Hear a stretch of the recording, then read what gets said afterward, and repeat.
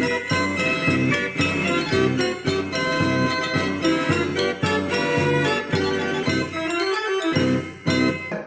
welcome to my channel, where I'm restoring a 100-year-old Wurlitzer band organ. In this episode, I'll be doing some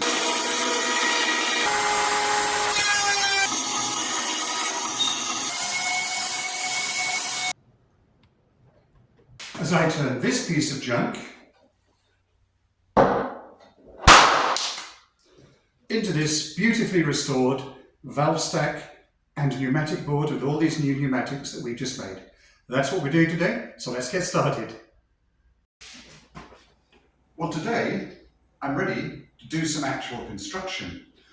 What I have to do now is to make sure that all these holes here line up with all these holes here, and there are screws that go through here into here, but there's no holes here because this is 100 years old and this is brand new. How am I going to make them match up? I'm glad you asked that question, because I've been asking myself that question and then I suddenly had a bright idea. So let me show you. I was laying in bed and the solution struck me. Quite simple really. I got 3 pieces of dowel.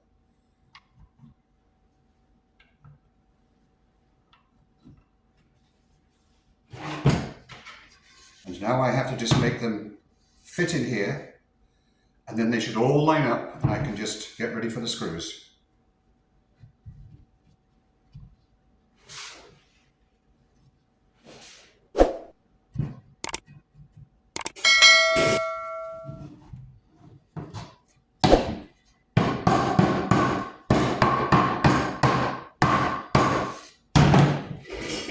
There, and they're all lined up. So now, if I just put the screws in the holes and give them a little tap,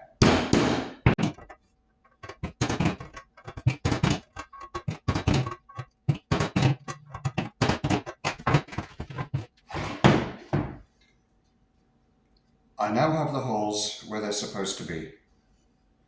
So I am now ready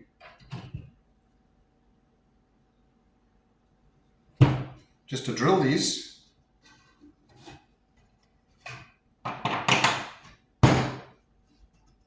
And then we can move on to the shellacking.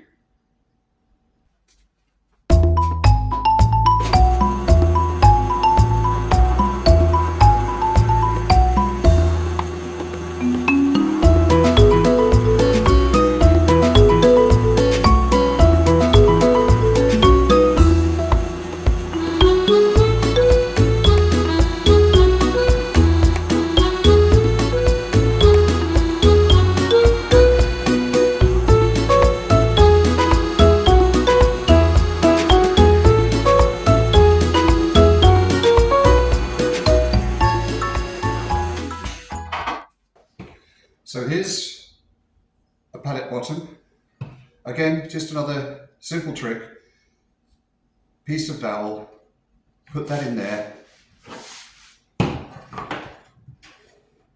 Make sure it's square to the edge, and then I'll just just mark it where it needs to go. And because this is the outside one, I'll mark these edges too, so I know where to mark.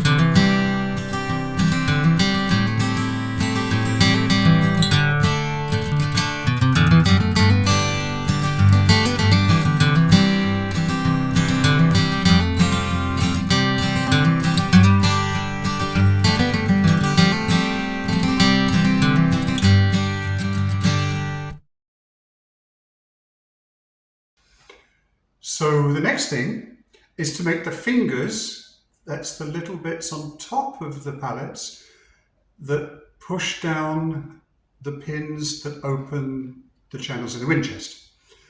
And they have to be made out of 1/4 inch wood, but there's a little complication to it, because according to the plans, they're quite tiny, but underneath at one end, about 1.25 inches, they have to be routed out with a little concave space that we then fix a piece of felt to, where it touches the top of the pin so that it doesn't go clack, clack, clack all the time. It's soundproofing, I think, and it looks nice too. So I'm going to cut some of these on the bandsaw into strips, and then rather than cut them into the right length immediately, I'm going to cut them into strips. Then I'm going to push the longest strip through the router as far as it needs to go with a stop. Then I'm going to cut that one off, and then I'm going to go back and do another one, cut that off, do another one, cut that off. Then I have larger pieces of timber to work with rather than trying to play with small pieces in a router, which I just don't like doing. So that's what I'm doing next.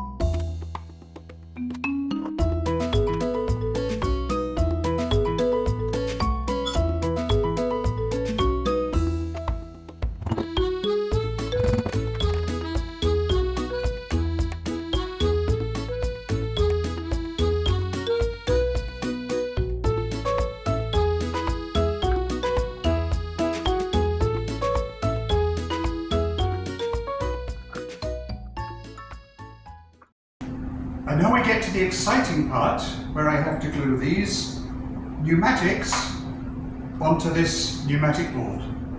Let's get started.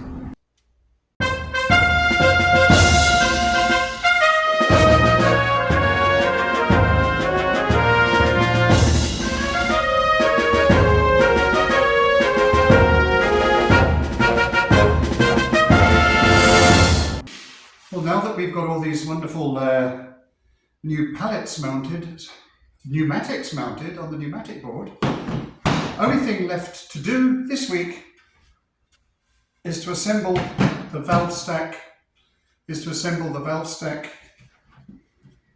and the pneumatic board with this gasket that we made earlier.